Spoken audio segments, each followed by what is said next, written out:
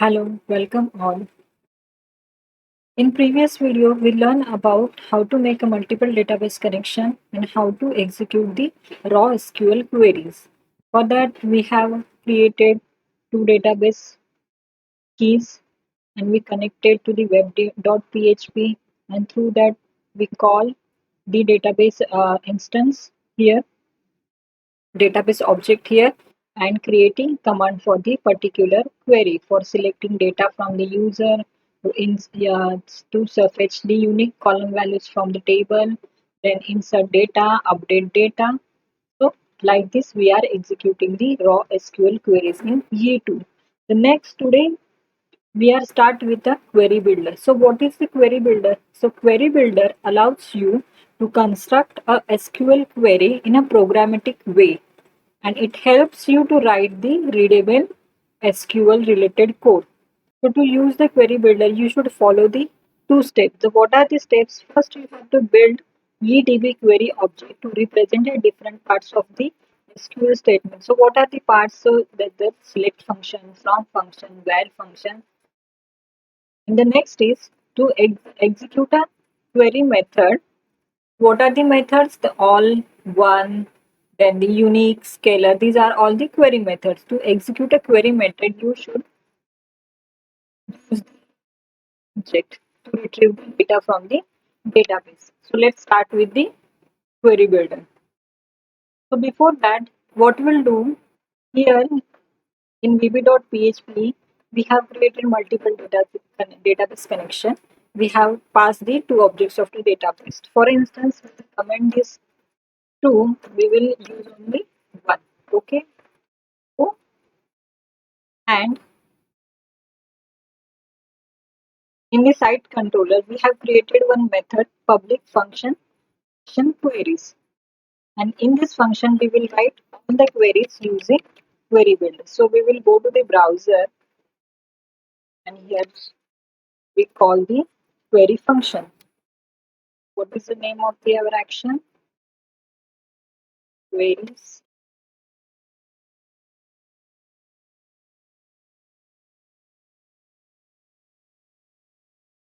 Okay. Nothing is changed much here. We have created a function. So let's start for the query. So how to write a query using query builder? So I will write the query first. Q equal to new GDB query. This is how you instantiate the query class. R is equal to, we will define query here, Q select star from table name and on. We will print the query.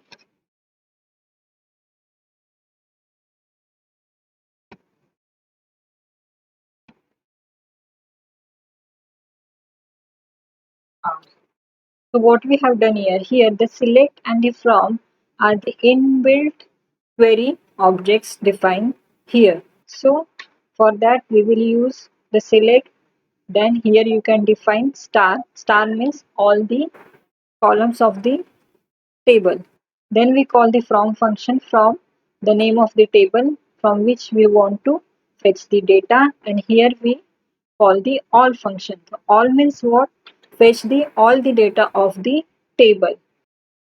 So in raw SQL query, we have written the query all, but in using query builder, we have to use only all, and here we print the data. So let's go to the browser, refresh the page, and you get the all the data of the product table. So here this is a product table from the database, and this is how you fetch the data. So once again, what we have done here, we have used the select function and the from function. In select function, you have to pass the column names here and the table names here. Suppose if you want to select some specific column of the table, so what you will do, you will write the name of the columns. So to fetch the some specific columns of the table, there are two formats to define it. First is the array format and the second is the string format. So first we will go with the string format. So what we'll do, we will pass the name of the column, name, comma, price, comma, quantity.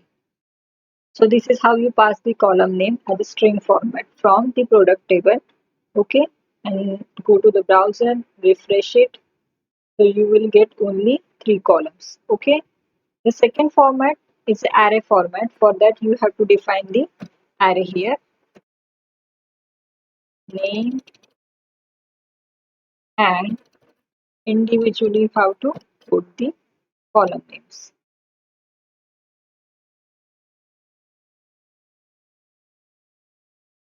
Okay. So we will go to browser, refresh the page, and we are getting the same result. Okay. This is how you can pass the column names in array format and string format in the select function of the query builder. Suppose if you want to add some another column to the query. So what we'll do, there is a function called add select. So what we'll do, suppose removing this and here use add select and the column that is a quantity. Okay, and rest is same from the product table. Define the fetch the all rows of the table.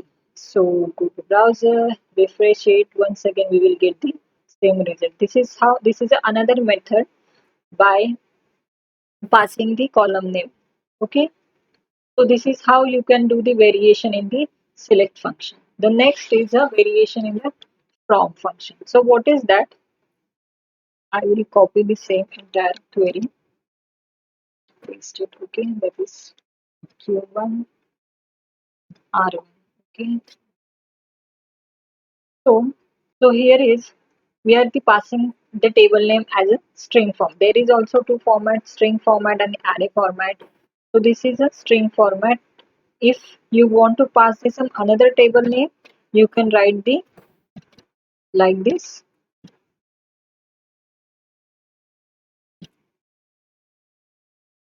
Here the name of this on another table. Or else if you want to pass it as array, so this is how you can pass it as an array, the name of the product table. And we will go to the browser. Once again we will get the same result. So nothing much variation in the from clause. So in the select and in from, in both the function you can pass the column name and the table name as in string format and as in array format. The next function is OrderBy function. So let's start.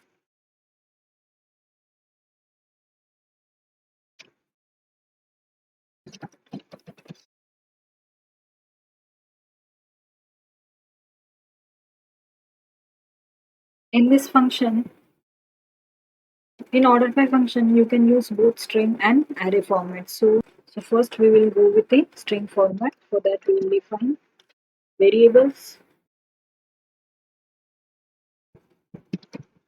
Okay. One will copy this query. Okay, and modify to R2 and I will delete all these parts. Okay. So in select, what you going to write? I will write the name of the columns, name, comma, quantity. Okay, suppose I want these two columns in some order, ascending order or in descending order.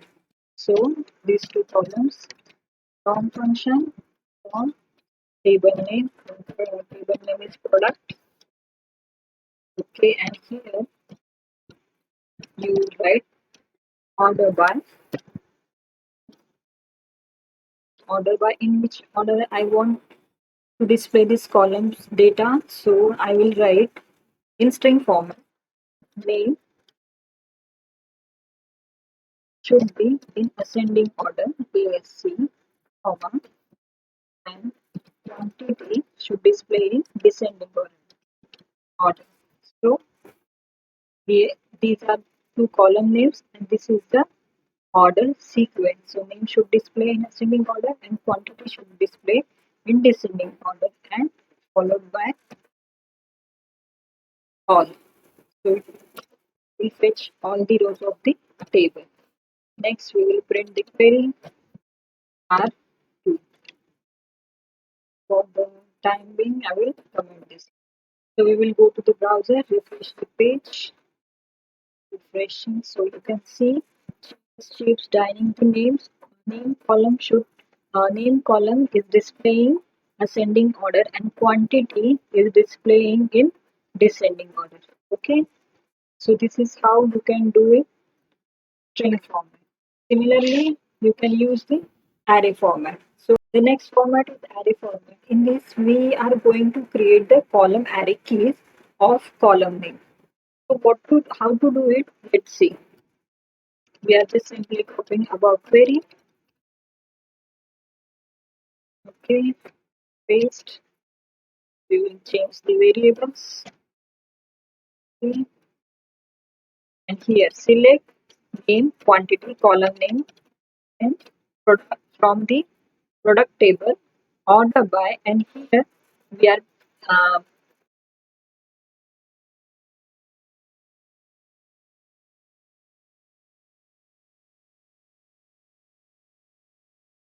so we will change the variables.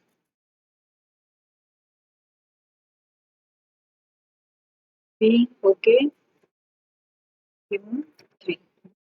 Select name and quantity from product, that is from table, order by, and here we are making column array key. So how to do it? Here we are making as array and column key is name and its value is dot ascending, and the second key is second column array key is quantity and its value is sort descending. Okay, and here you will close the array, and we are going to display result. So there is R3. We're going to browser, refresh the page. We are getting the same result. Why? Because in previous key query also we are displaying ascending. So we will change the sequence here. Name should be displaying descending order and quantity should be displaying ascending order. So once again refresh the page. So see, here you can see the names are displaying in descending order and quantity in ascending. This is how you can use order by function in both the way string format in array format. Next function is group by and having function.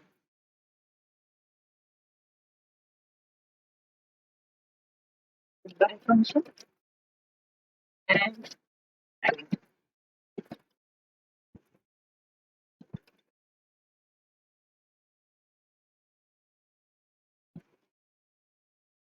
So next function is group by and having blocks.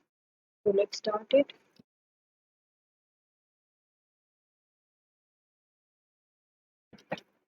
Group by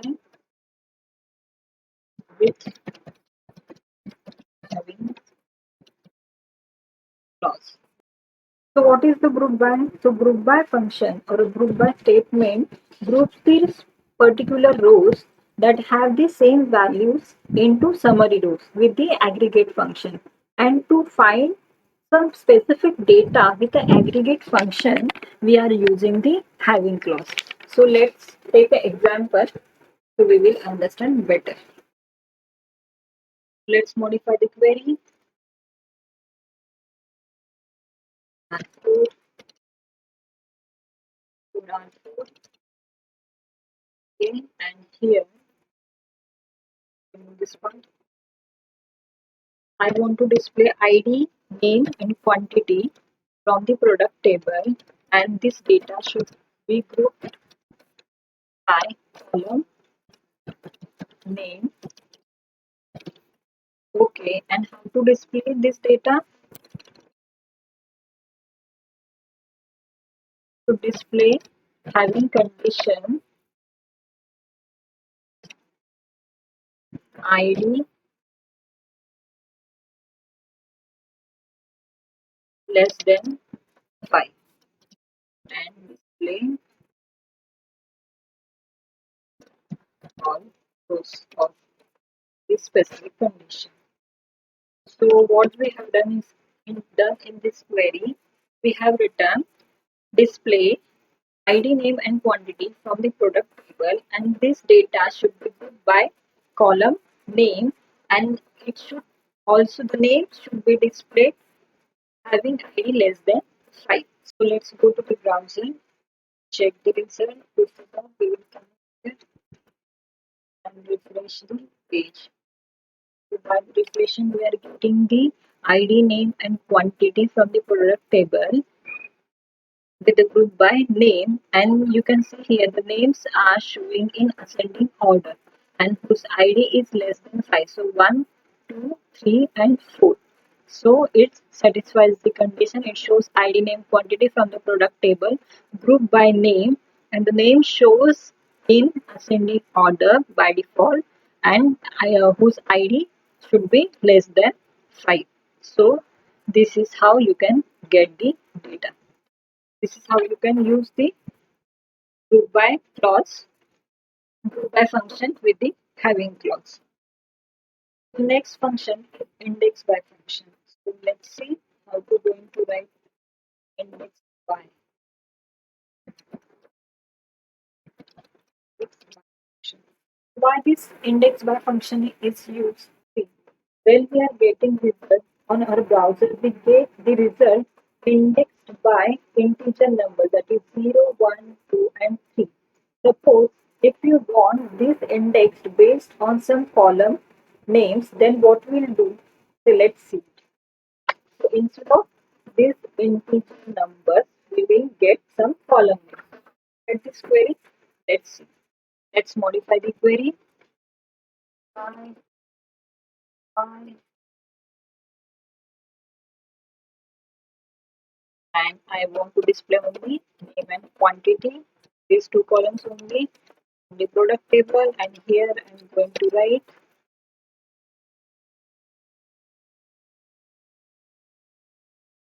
I want the data should be indexed by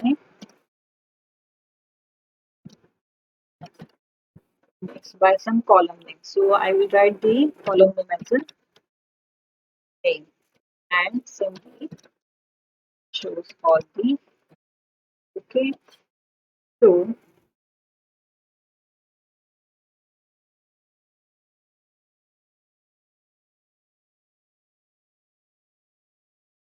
before refreshing the page, so let's go to the browser to check the result.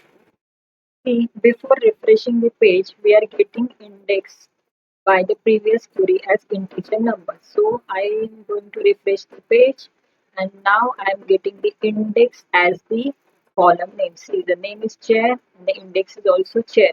Name is doors, the index is also door. So this is how you can make the column name as index by function to display the data. Next is limit and offset.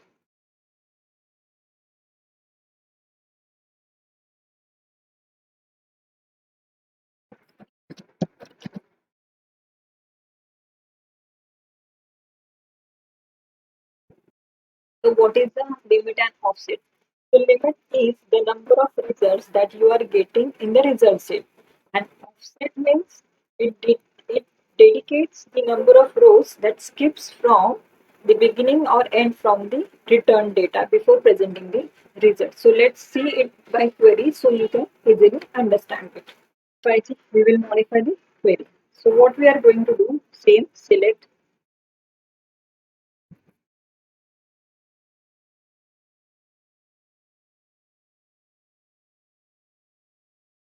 same, select name and quantity from product table, and here I will limit the data. Play the data with specific limits. So I want data should be limited with rows only. Okay, and display all rows. That means it should display up to 2 rows. Okay, so we will go to the browser and check the result. Find query, result query. Okay, so let's go to the browser, refresh the page. See here what you have written. Display the name and quantity from the table product with limit 2. So it is showing the data with the it's showing the data of the 2 rows. Okay. The next we are using offset. Let's add the offset here. But before adding offset, let's compare some results. Here you can see the chair and doors. These are the first two rows of the database. See?